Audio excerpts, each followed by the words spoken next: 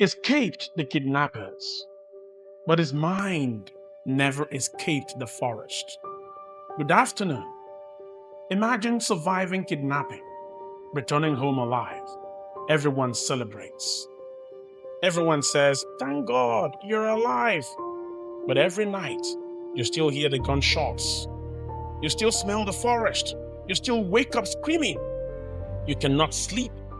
You cannot trust anyone. Every loud sound makes your heart race. You are alive, but your mind is still trapped in that terrifying experience.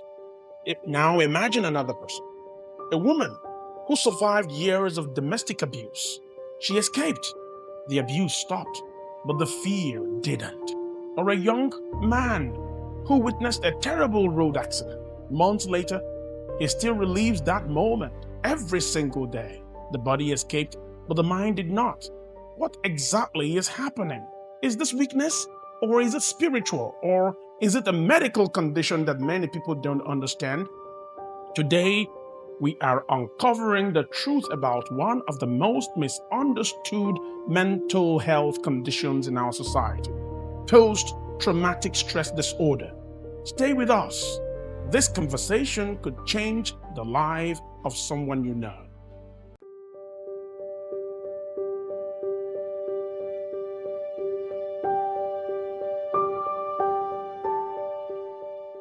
Welcome to the Health Series, a special public health program by Diaspora Digital Media dedicated to helping Nigerians make informed decisions about physical and mental well-being. Today, we are discussing a condition that has become increasingly relevant in our society: kidnapping, armed robbery, domestic violence, sexual abuse, terror attacks, road traffic accidents, communal conflicts, natural disasters, the loss of loved ones. These experiences leave visible wounds, but they can also leave invisible wounds. To help us understand those invisible wounds, I am honored to welcome an experienced consultant psychiatrist from the Neuropsychiatric Hospital Nawfia. Join me in welcoming Dr. Uche Montfort Olisa. Doctor, thank you for joining us. Thank you very much, the moderator. Okay.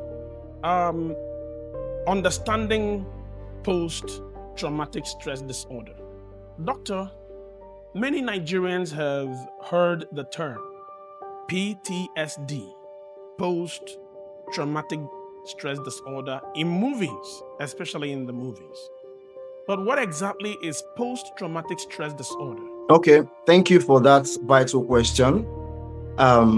Just like we know, this is a public enlightenment program. And as you rightly said, PTSD is a term that is becoming increasingly common in our society. A lot of people have different perceptions and views of what it is. But we are going to try as much as possible to throw more light on it. What is it and how does it develop? So PTSD is a short form for post-traumatic stress disorder. So post-traumatic stress disorder is actually a psychological disorder. It's a disorder because sufferers have distress. In fact, generally in mental health, when we call something a disorder, it means that the sufferer has a kind of distress, either personal distress or distress in interacting with other people, or distress in functioning, maybe in their occupation, generally their way of life. So now this disorder arises from stress, reaction from stress and trauma. And that is where that name is comes from, post-traumatic. Post-trauma means after a trauma, after a distressing life experience. So generally, people have different ways of resolving stress and managing stress and trauma. So this disorder, just like you, when you were introducing the topic, You are like, whether it's a disorder, is a spiritual attack or whatever, is a mental health issue where an individual has a problem with processing traumatic life experience. And these traumatic life experiences could be just like the scenario you painted: people who were kidnapped, who were kidnapped and they were released from their captors, people who experienced domestic violence, sexual violence, even our military personnel, who go to wars and they see their, colleagues slaughtered and all that. So these things are traumatic life experiences. They are capable of causing distress in almost everybody that experiences it. But why what we are discussing is different is that it is a disorder.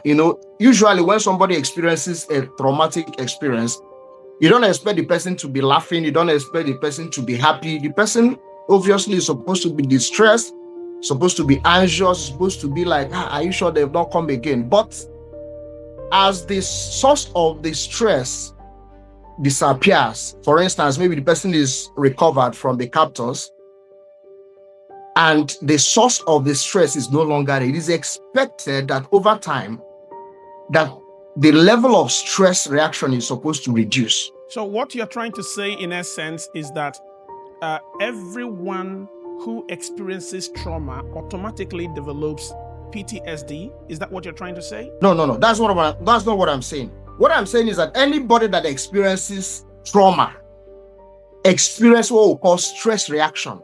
Stress reaction is normal, but it becomes a disorder when the individual continues to relive it, when the individual continues to experience it as if it is still happening, even when it is no longer happening. In other words, the source of the stress has been removed. It is expected that over time, the tension, the anxiety, the distress reduces. But you see individuals who have post-traumatic stress disorder, they continue to experience those traumatic life events long after the trigger has been removed, maybe over a month. And that is why it's a psychiatric condition, it's a disorder. It's not something that just happens few days and you say somebody has PTSD. No, it's just a stress. It can be a stress reaction. Like, for instance, when... So PTSD is a psychiatric condition.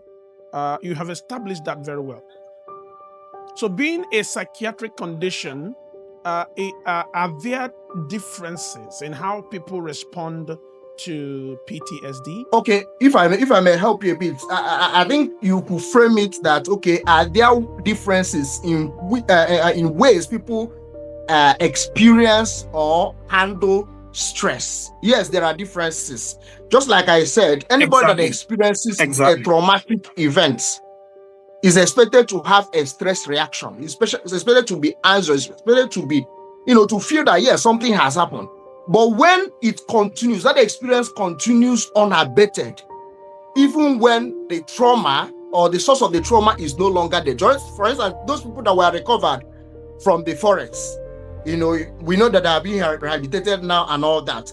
Then you find a situation whereby after several months or after 2 or 3 months, an individual continues to experience those things that they experienced in the forest as if they are still happening. That is when it becomes a disorder. It's distressing, it's incapacitating. It makes the individual not able to live up to their expectations, life expectations. So in that kind of situation, it becomes a disorder. It becomes a disorder. But you can just say post-traumatic stress reaction. A reaction can settle down within a few days, as long as the person is no longer in captivity, if I may put it that way, or as long as the person is no longer experiencing the stress. So as soon as the person is removed from the stress and support is given, a normal reaction to stress, in a normal reaction to stress, it's expected that those reactions, those stress reactions, those re-experiencing, those startle responses, they hear a bang, they start to, all those things are supposed to fizzle away. That is how the general public or the general population respond. But there are some people that have exaggerated stress response or prolonged stress response, they continue to respond, they continue to react to all those things, even when they are supposed to have healed.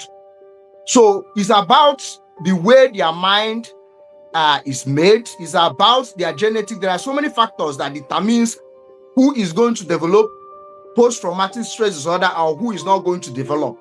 And there's So this means that PTSD is different from traumatic stress reaction. Okay, so traumatic stress reaction, according to you, fizzles away within a few weeks, whereas PTSD continues even for months. Is that what you're trying to say? Yes, but you can't predict. Let me just make something clear. You cannot really predict. If a group of people are exposed to an exceptionally traumatic life experiences, when they come out, a lot of them are going to be experiencing stress reaction. They are going to be, jittery, hypervigilant, all those things, anxiety and low mood and all that. A lot of people will exhibit because they are humans. We are humans. So, but people who are going to develop post-traumatic stress disorder, when you follow them up, instead of the stress resolving, the stress continues to increase. And that is why for you to make a diagnosis of post-traumatic stress disorder, the person must have experienced those stress reactions for a minimum of 1 month. So for a minimum of 1 month, the victim can experience a traumatic stress reaction. But beyond 1 month, it is called a post-traumatic stress disorder. And in fact, I pity victims of violence in Nigeria, and I say sorry to many people, to many Nigerians who have undergone these experiences. But then Nigeria is a funny country. What kind of traumatic experience commonly lead to post-traumatic stress disorder in Nigeria? Okay, there are so many of them, just like you mentioned during your introduction. Kidnap is increasingly becoming common, where individuals are captured and kept away from, their locality with a lot of threats. So the situations that lead to post-traumatic stress disorder are situations that have something to do with threat of life, where an individual feels that their lives are threatened, that they might be killed, they might die, and a situation whereby an escape from that particular condition is difficult. For instance, the school children that were kidnapped and taken inside, so many of them witnessed their fellow pupils and fellow students and fellow teachers being killed. Oh my God. So it's a near-death experience because you know that you could be the next person. So that triggers off excessive levels of anxiety because you know that you're in between life and death. Then another one is sexual violence. Sexual violence, especially violence of minors. Maybe a house help is in a place where the oga is sexually violating her. And the oga says, if you say anything, I will send you back to village. I will kill you. I will do this. I will do that. There is nobody to care for you. So an individual continues to experience that kind of, threats and violence, and there is no means of escape. For instance, our soldiers that are always, are going for rescue missions, war against Boko Haram and all those. Of course, each time they leave their houses, they know that it's either they come back alive.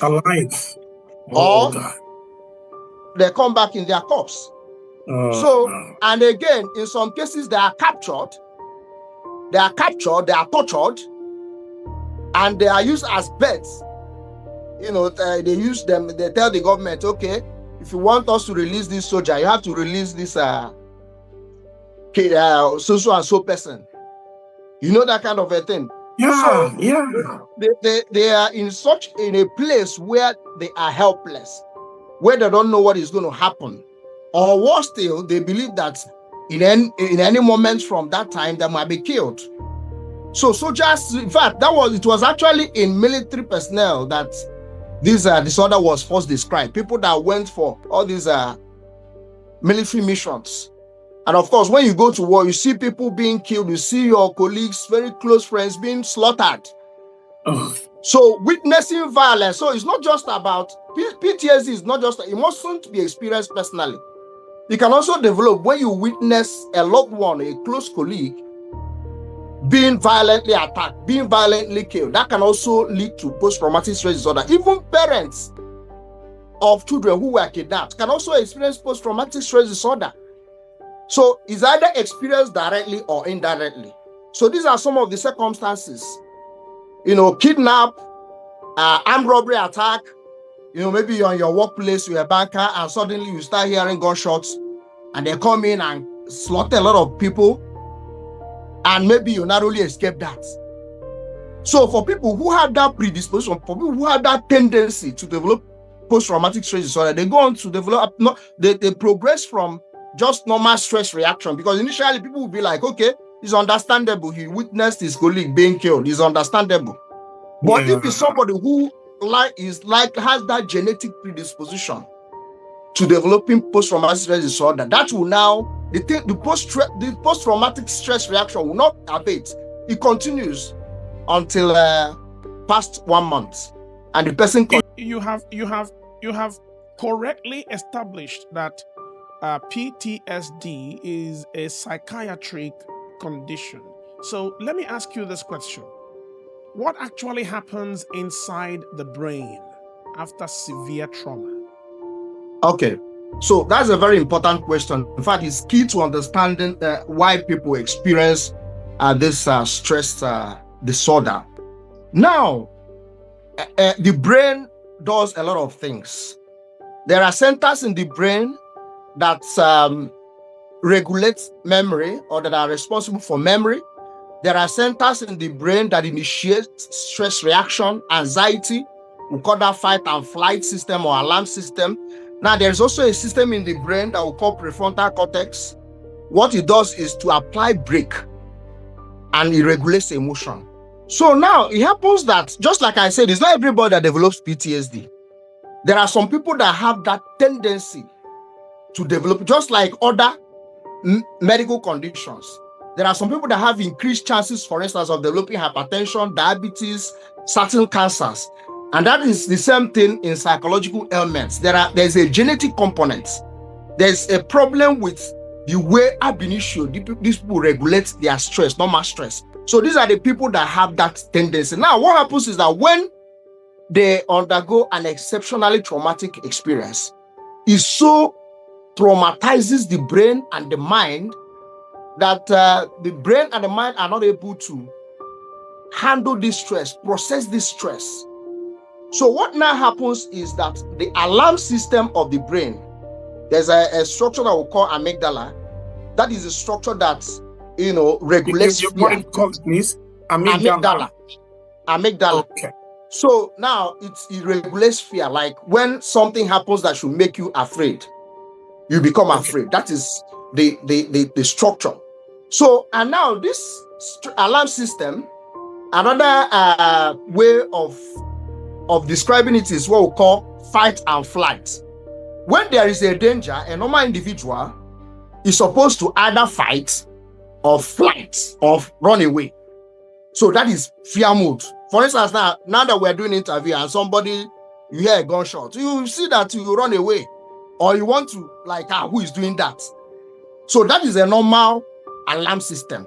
So, but because of the fact that the trauma was too excessive, so the alarm system of the brain becomes too hyperactive, that any little thing that resembles what happened, maybe the person hears a bang, the person now, it triggers off the alarm system. So the alarm system is triggered off when it's not supposed to be triggered off. Normally, the alarm system is supposed to be triggered off when there is danger, so that you either fight danger or you run away. But because of the overwhelming nature of the traumatic experiences that these people experience, the alarm system becomes hypervigilant, always scanning for danger. Any cue, any little cue, come, they start to fret. Now, there's also another issue with the memory center of the brain. Yeah. The memory center of the brain is unable to file this trauma as being in the past. So, if there's a trauma to this memory center, the person continues to relive the trauma, continues to re-experience the trauma as if it is happening here and now. The brain is unable to recognize that, yes, I must have undergone a traumatic experience, they must have raped me, they must have done this, but it is in the past. So, the inability of the memory center of the brain, called the hippocampus, to properly file the traumatic experience as being in the past also gives rise to what we call re-experiencing. At times, it becomes so vivid that it appears as if things is happening here and now. They have vivid imageries, they have intrusive, when they close their eyes to sleep, it's all about dreams, about the whole thing. At times, it appears as if they are, in fact, they are no longer in their real environment. They are now in that particular scene where the thing happened. Now, another system is the brake system of the brain. That's what we call prefrontal cortex. So the prefrontal cortex, what it does is that it regulates fear, it regulates emotion. It's actually the most developed part of the brain. So, but because of the nature of the trauma, because of how intense the trauma was, the fear center of the brain is discharging excessively. So that brake system of the brain, called the prefrontal cortex, is unable to apply brake. Because normally, if the brake system is working very well, the brake system will tell the person, yeah, we understand you underwent this trauma, but it is in the past now. You shouldn't be afraid that somebody banged now, maybe somebody banged the door. It is not a gunshot. It is just a bang. There is no danger there. So, but because the fear, the alarm system is overfired. Remember, the brake system controls the alarm system. So when the alarm system overfires, the brake system is unable to regulate it.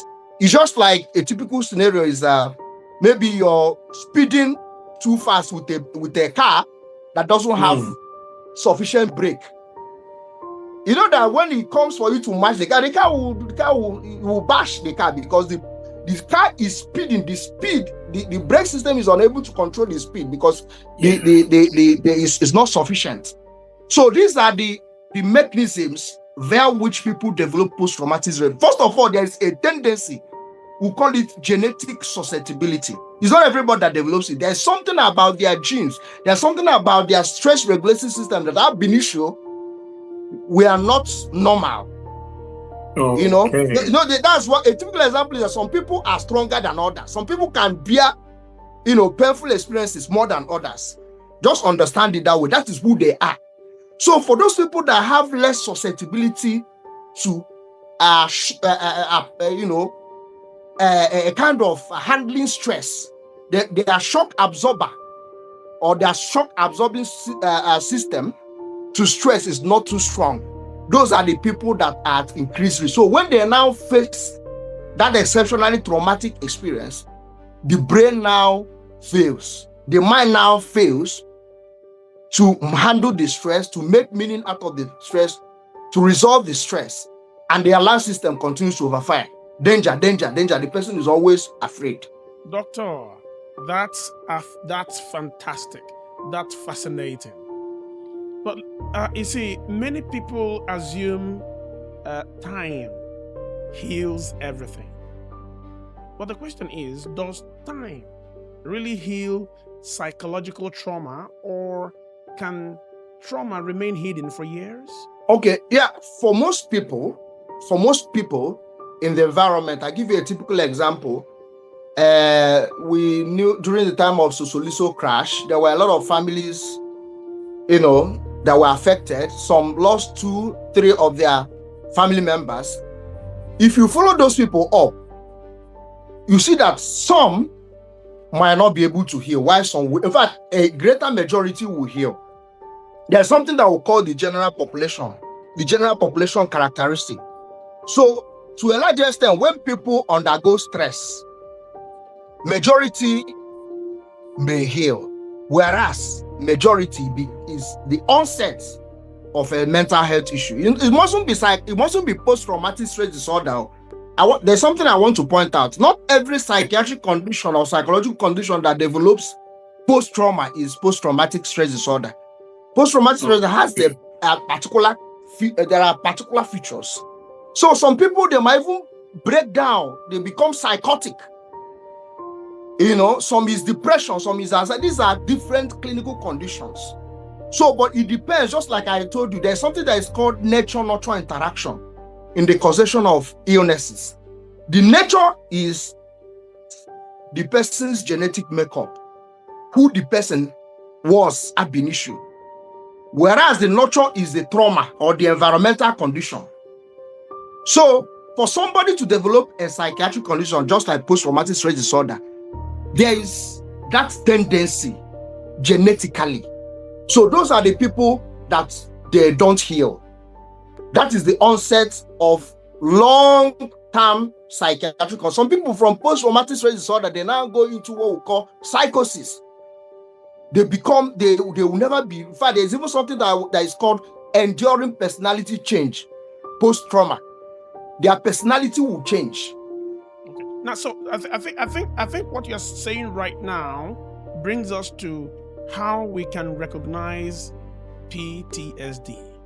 So, what warning signs should families, caregivers look out for while trying to take care of their loved ones? Following trauma, now the presentation or the nature of the signs and symptoms will depend upon a lot of factors: the nature of the trauma, the kind of support system that is available for the person. Like some of those children that were rescued, over time, after rehabilitation, they would be released back to their families.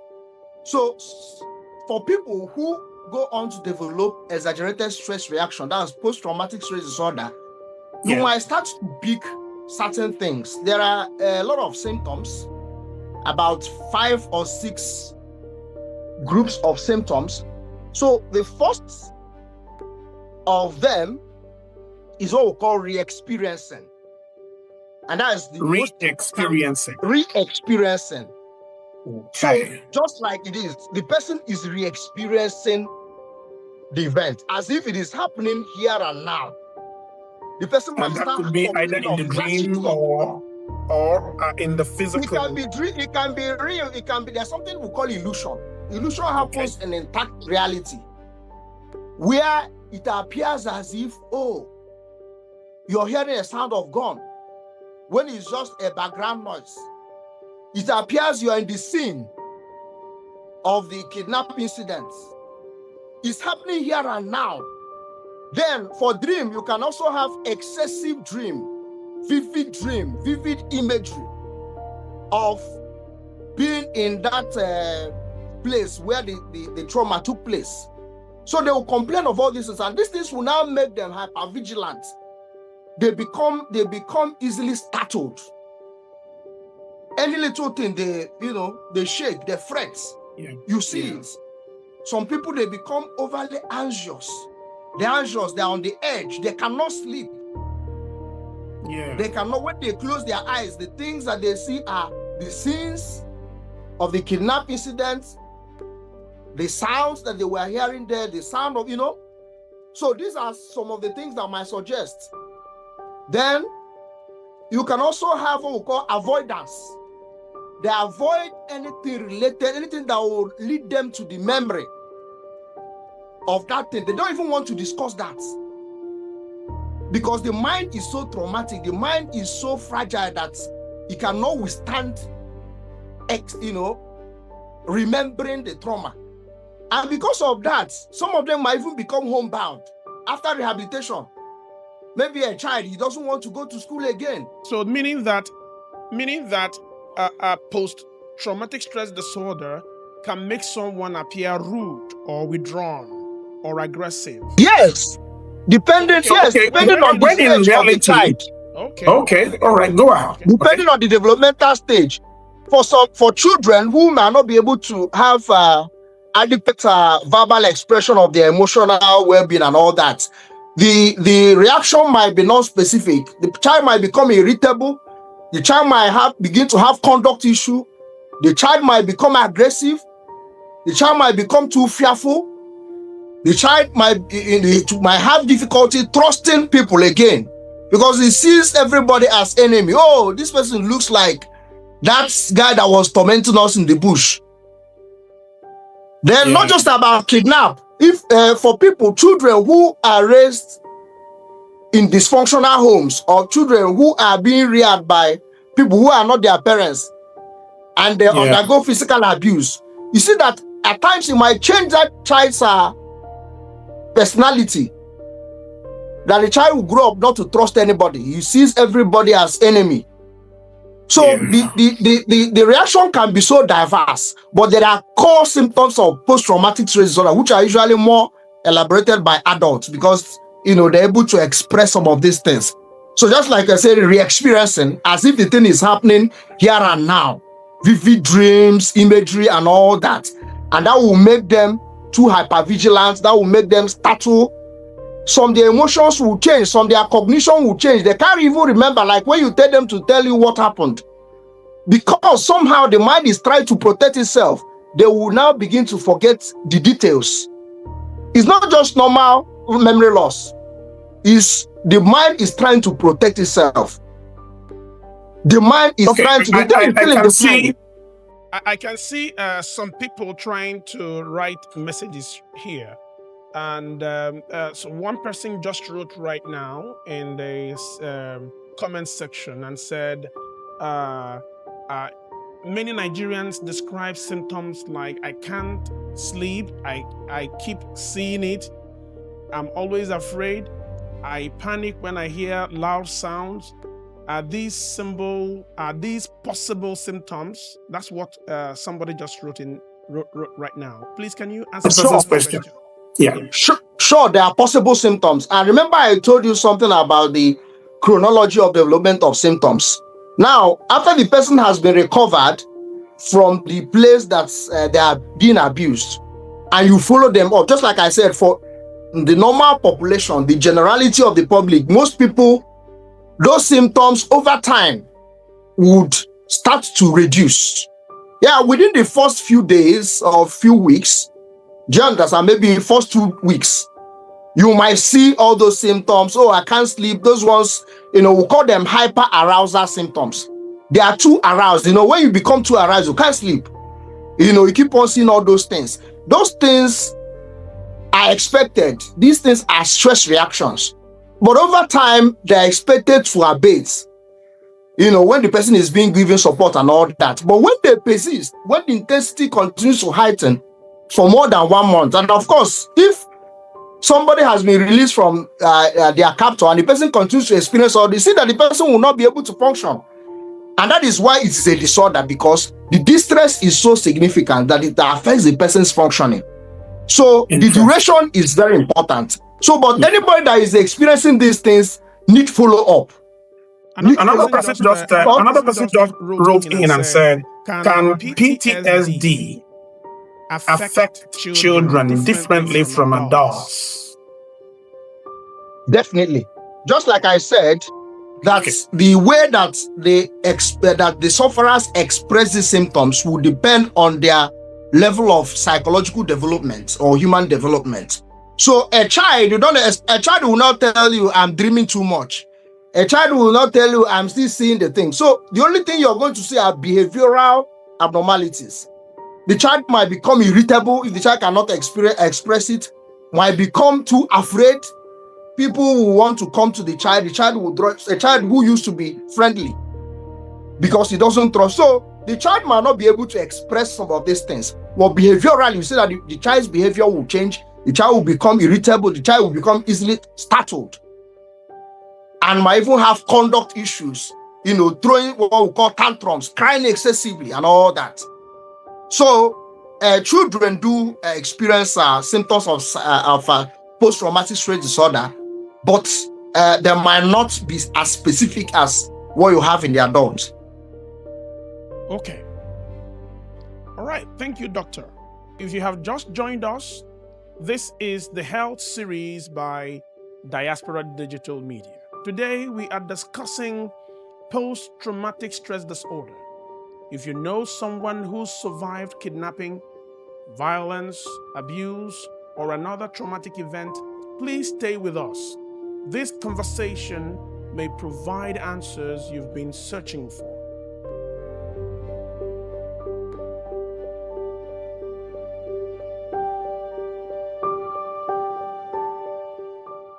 Okay, doctor, welcome back. Let's talk about treatment of post-traumatic stress disorder. Can PTSD be cured, or is it something people simply learn to live with? Okay, so generally, for most mental health conditions that last for a long period of time, we want to use the term managed. They can be managed. And yes, so individuals that means it cannot be cured. No, it can't. I don't want to use cured. I want to say that they can be managed, and some might have complete resolution of symptoms over time. That's why I want that. That's how I want to do. I don't want to use cured. I want to use managed, because when you say cured, is a mark of finality. You're certain. So there are so many factors that would determine whether the individual is going to have resolution. If the individual is able to get appropriate treatment but managed, what are the available management platforms or methods available in Nigeria? Okay, so generally, just like other mental health conditions, there is something that we'll call biopsychosocial management or biopsychosocial treatment. The treatment is multifaceted. You have the biological treatment, you have the psychological treatment, you have the social treatment. But to a large extent, post-traumatic stress disorder, the mainstay of management is psychological treatment. So psychological treatment and also psychosocial intervention. So in psychological treatment, it ranges from things like providing emotional support, providing warmth, understanding the person, allowing the person to heal, and now this psychosocial treatment, it doesn't mean that the person must be attended to by a psychiatrist or a psychologist. It depends on the level of the disability. And that is why before you talk about management, the individuals have to be assessed. And I'm happy that they said the people that were rescued, that they were taken to the military facility for assessment and all. There's something we call assessment. So management begins with assessment, where you interact with these people. You even give them what we call questionnaires to be able to grade the kind of symptoms that they have. Just like I mentioned, a lot of symptoms and a lot of domains. So interact with them, know the level of symptoms that they have, know the severity, know the areas that are affected, so that you'll be able to grade them. Some might not require standard, psychotherapy or maybe being admitted. It could just be support, maybe for those ones that have post-traumatic stress reaction. It could just be support, removing them away from the... Does this support mean counseling and psychotherapy? Yes, counseling. Counseling, but not, when you say psychotherapy is different from counseling. Psychotherapy is a structured therapy. There's a way. It is not just about counseling. Anybody can do counseling. Your religious leader can do counseling. Your parents can do counseling. Anybody can. And nobody is saying that counseling doesn't work. But the most important thing is assessment. When you assess, when the mental health professionals assess, they know those ones that will benefit from counseling, support, providing for them. If like I give you a typical example, when somebody loses someone that is close to them, at least in African setting, there's something, people go to the person and provide emotional support. Nobody says that those things don't work.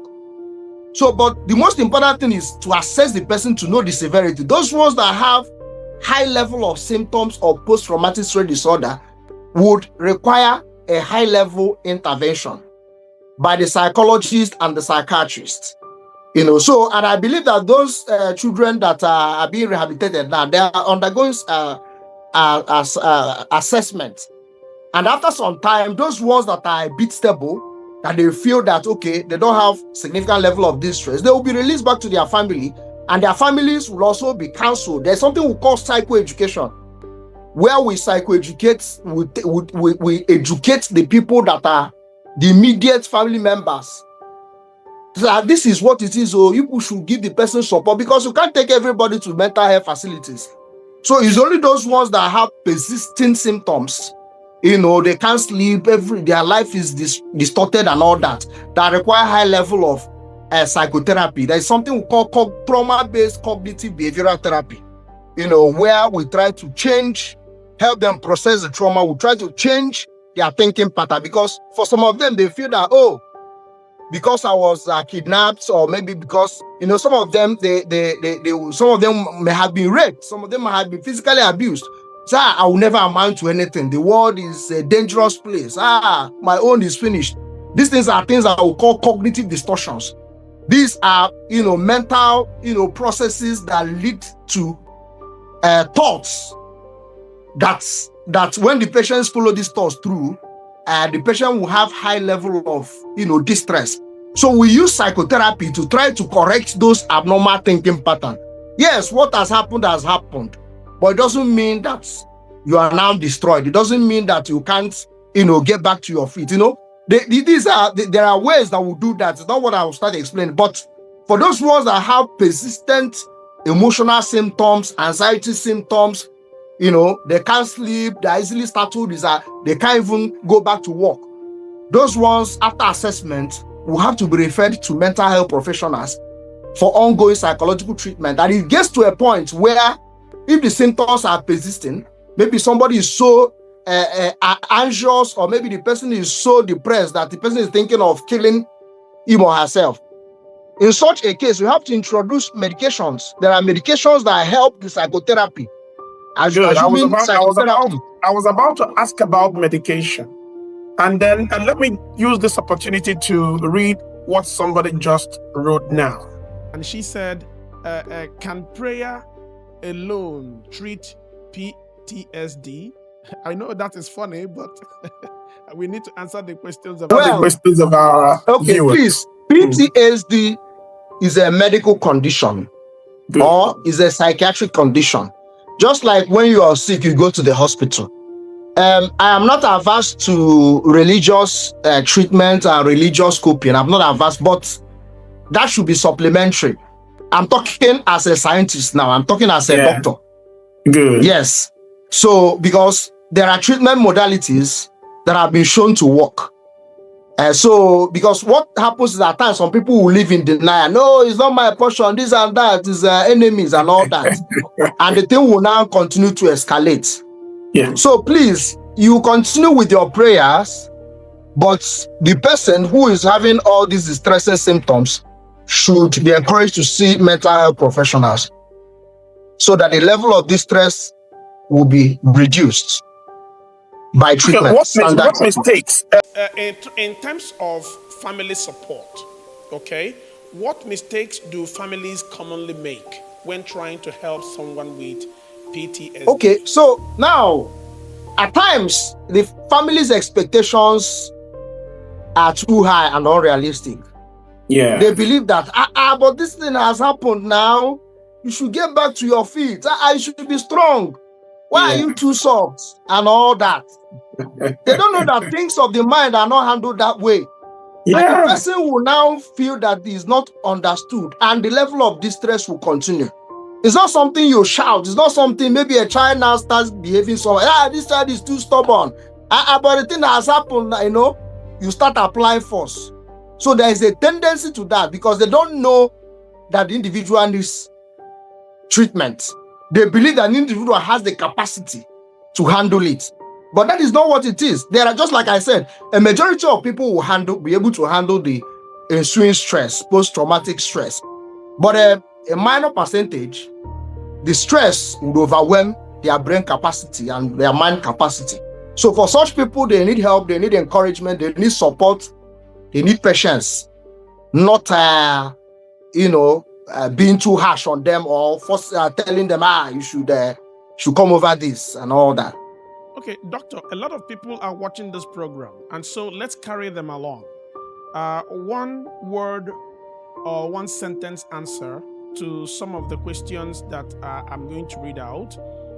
Someone said, I know we have talked about it, but let's take it again. Can PTSD affect children? I will read out the next question.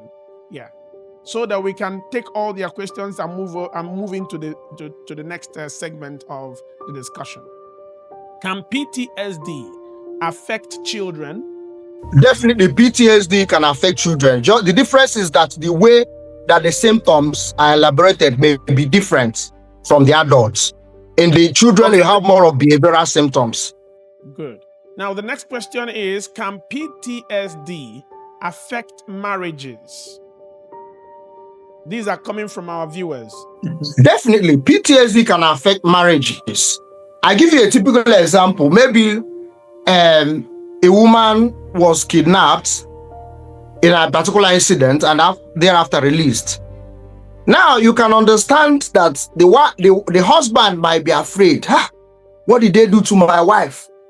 Are you sure they didn't sexually? Even when the wife is saying, okay, they didn't touch me, but there's that suspicion. Yeah. Before you know, there will be stigma. Who knows what they did to her and all that. And again, when an individual who experiences stress is unable to handle it, all those symptoms, the spouse might not be able to know what it is. Despite just like I said, there might be undue high expectation that you should be able to help yourself. This thing is in the past. Why are you distressing us? Why are you being irritable? It's in the past. Why can't you understand that it's in the past?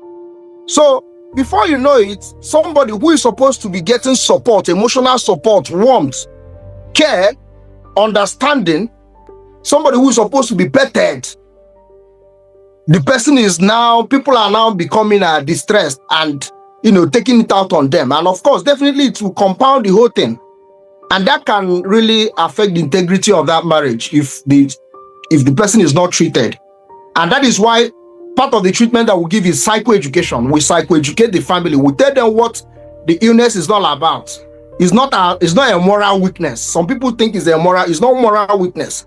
It's just that the way that the person's brain and mind are programmed is in such a way that they require help for them to be able to overcome that traumatic experience. Okay, job providers are watching this program. Captains of industries are watching this program, and I want to take this question from a viewer because it will help captains of industries and job providers to be able to handle PTSD when it affects their workers. So the question reads, can PTSD affect job performance? Please, could you answer this? Definitely yes. And that is why, from the beginning, I stated that PTSD, post-traumatic stress disorder. Why is it a disorder? It's a disorder because it causes the level of distress can affect the individual's functioning. The functioning can be in the personal domain. There's something we call personal functioning.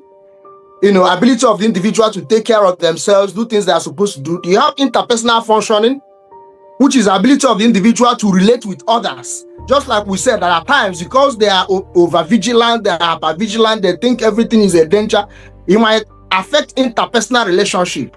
Then there's also affectation of functioning. Somebody who has post-traumatic stress disorder, he has not yet recovered from the stress. How do you want the person to cope in the workplace? The person is always anxious. If it's the person is an industry where customer service is key, you have to attend to your customers well. You have to be familiar with your customers. You have to crack jokes with them and all that.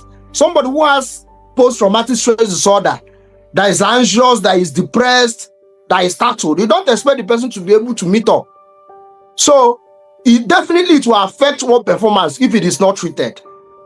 But if it is treated and the person is made to understand, because some people who are suffering this don't even know what it is. Treatment starts with what we call psychoeducation, where you tell the sufferer that this can happen. You are not the cause. It can happen that what resulted in the problem you're having is because of an unusual circumstance that almost everybody can break down. So it's just that you need support. So treatment starts with psychoeducation. When you tell the person what it is, that's not a death sentence that is treatable and all that. You see that the person, it will affect the person in general. It will improve the person's level of functioning and make the person have hope. So definitely it can affect job performance if it is not treated and if the person doesn't know what it is. Okay, so this is my own question. Can PTSD lead to substance abuse? And if it does, how can we manage that? Definitely, it can lead to substance. Remember what I said, that is not only PTSD that happens post-trauma. There are a whole lot of problems, severe anxiety disorder, depressive disorder, psychosis. Yes, people can use substance to handle stress that comes from post-traumatic stress disorder. For instance, somebody is not sleeping well, and they tell the person, go and take this, you're going to sleep. And from there, the person now gets addicted. Or the person is too anxious. They can tell the person, take this, take this, take this. Or the person is depressed. They say, take cannabis to lift up your mood. So, post-traumatic stress is not there, especially when the person is not guided, when the person is not being treated in a standard way, can make the person to cope. Because when people have stress, they want to cope. And the coping mechanism can be helpful or unhelpful, or healthy or unhealthy. So substance use disorder can develop as a kind of an unhealthy coping mechanism. How do we prevent this? So how we prevent it is by treating the person, giving counseling, giving hope, restoring hope, and all that. So treatment. So all these things might come as a result of untreated post-traumatic stress disorder. So has there been a case? Has there been a case where PTSD led to suicide, or can it increase suicide risks? Definitely. For instance, although I was not able to explain other symptom domains, there is a problem with mood. In fact, mood symptoms are part and parcel of post-traumatic stress disorder. So inability to feel pleasure. There is nothing that you do for them that makes them feel, even when you are trying to explain to them, that those are the ones that we need antidepressants. So when somebody becomes excessively depressed, that, because I was traumatized, because I was raped, because this and this happened, that my world is ended, I am empty, I can never get back to my feet, the person might become suicidal. And so there are a whole lot of problems that can emanate from untreated post-traumatic stress disorder. That is why it is very important that anybody that suffered post-traumatic stress, anybody that suffered any form of exceptionally traumatic events, should be followed up, should be assessed. At times, some of them might not even manifest the symptoms immediately. There's something that is called delayed post-traumatic stress disorder. The person, it will be as if the person is strong, the person has handled it, especially when the person is in an environment where they, tell him, you should cope now, be strong and all that. The person, it might appear as if the person is coping, but later on, it might even be 2 months later that the person will now start manifesting those symptoms. So there is need for follow-up. It's not something you just, after the whole thing, you discharge them and there is need for periodic follow-up, so that if any of them starts to exhibit some of these symptoms, it will be managed on time, because the earlier the symptoms are managed, the less likely they are to have these other complications that we mentioned about, like suicide, substance use, issues with marriage and all that. These are complications of post-traumatic stress disorder. Okay, I am a very hopeful person, and that is why I want to ask this, to see if there is any hope. Can people recover fully from post-traumatic stress disorder? Fully? Yes. Fully, yes. Yes, but before you can make that assertion, there's a way that will follow up patients.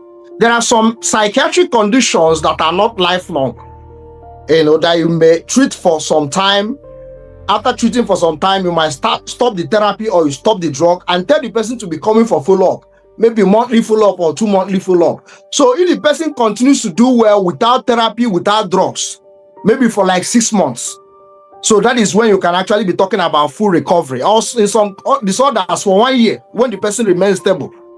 So there's something we call full remission and partial remission. Partial remission is when somebody is symptom-free for less than 6 months. Yeah. Whereas full remission is when somebody is symptom-free for more than 1 year, depending on the disorder, for more than 6 months or more than 1 year. So you cannot predict from the outset whether somebody is going to recover completely. So if you're if you're doing the treatment and the person is showing response, you know the person, you are the therapist. Then over time, when you now slow down in the frequency of the therapy, or you stop the therapy and you continue to give the person follow-up, and the person is doing well, the person has adjusted, gone back to work and doing well family-wise for a long period of time, that is what you can call full recovery. But the problem is that, remember I said that there is not everybody that develops post-traumatic stress disorder. People that develop post-traumatic stress disorder, there is an underlying genetic, what we call vulnerability. There is tendency for them to have abnormal reaction to stress. So that you've treated somebody for post-traumatic stress disorder does not mean that if the person experiences another trauma, that the person cannot have exaggerated trauma response. Because the most mental health conditions, they have genetic components.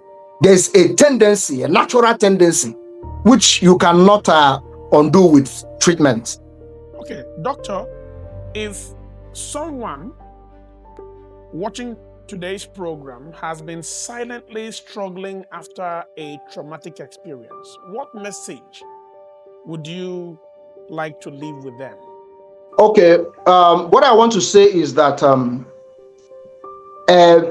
what you're suffering from has a treatment. If you're suffering from, of course, if you've been watching us, some of the symptoms that we mentioned, if such is your case, if you're experiencing these things, do not normalize them. Do not say, oh, anybody can have it. You need to present yourself to mental health professionals. I know that is very difficult. Anytime we talk about mental health treatment, people shy away from it. People say, oh, it's not my portion. Are you saying I'm psychiatric? Are you saying I'm mad? No. There are different gradations of mental illness. Mental illness is not just when you remove your clothes. So when you're unable to, let me define mental health.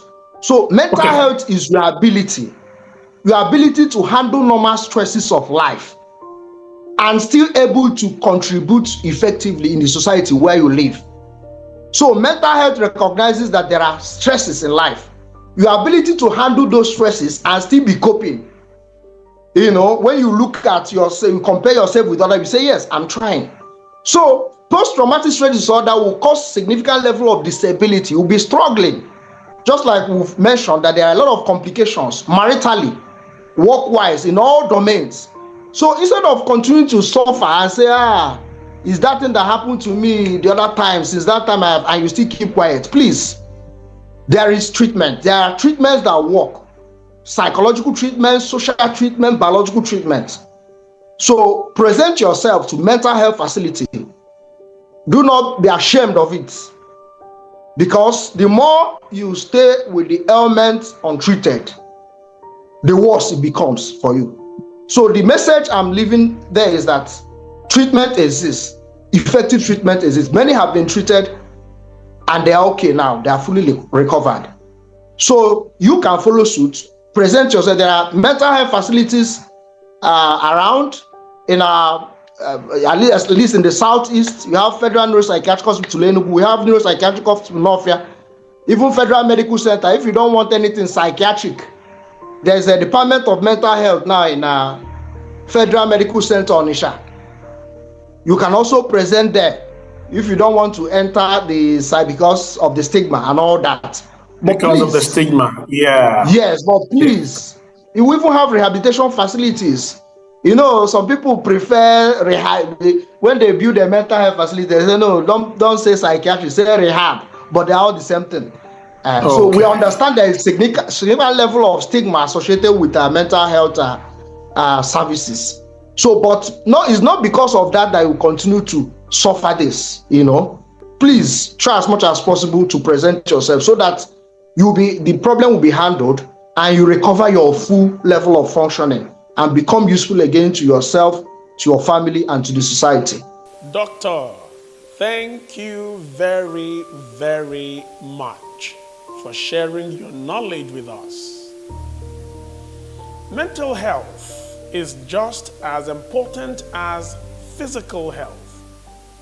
A wound you cannot see can still change a person's life. If you or someone you know continues to struggle after a traumatic experience, please remember, seeking help is not a sign of weakness. It is a sign of courage. Thank you for joining us on the health series brought to you by Diaspora Digital Media.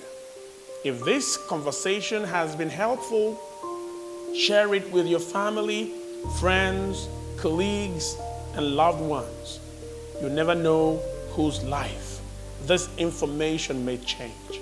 Until next time, take care of your body, take care of your mind, and remember, your body speaks before it breaks. Learn to listen. Thank you.